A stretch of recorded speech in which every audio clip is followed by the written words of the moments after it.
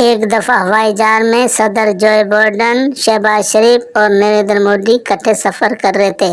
صدر Joe Biden نے کہا، اگر میں $1,00,000 نیچے گرا دوں تو عوام مجھ سے کتنی خوش ہوگی۔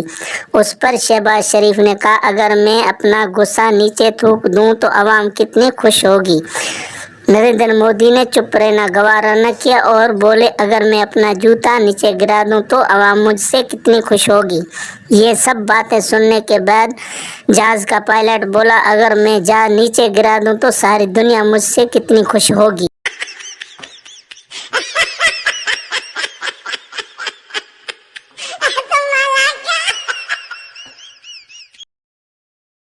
ایک بیوی نے موٹے آنسو بھر کے شوہر سے کہا، اس لاک ڈاؤن کی وجہ سے میری حیثیت ایک نوکرانی جیسی ہو گئی ہے۔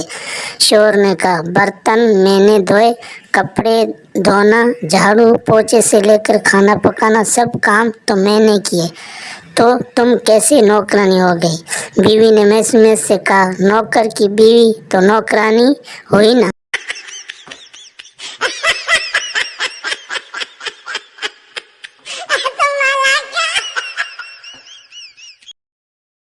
بیوی، بس کرو، اور کتنا کرو گے؟ رات کے 12 بجے سے کر رہے ہو، اب صبح ہو گئی ہے، تھکے نہیں کیا؟